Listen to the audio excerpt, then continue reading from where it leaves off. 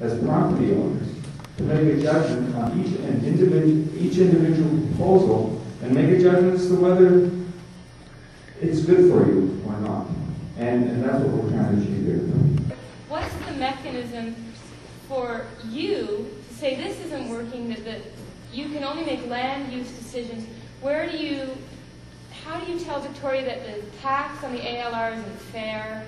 How do you deal with the fact that you can't guarantee residents to have a say in their land instead of owners that are going to come and not live here? How do you get that point across? Because I hear that constantly, that people want to live on their land. They don't, and the people who are going to buy at these prices are people who aren't going to live here. And the taxes are driving people out. Like, that has to be a province-wide concern. How does that get from you at a regional district level to the province? Do we each have to write a letter and send it to Victoria? Why can't you and all the other regional districts say that these are concerns? Concerns right across the province. These are concerns in Denver, Coquitlam, Port Coquitlam, Vernon, Victoria. It's everywhere. This is a concern in Calgary. People can't afford to live in Calgary either. It's a big concern. We've got a market that's going right now in BC. Our economy is strong, and we're not stopping that. And I don't suspect that Victoria is going to stop it either. But can you be our voice and say you're hearing this repeatedly, and it needs to go beyond the regional district?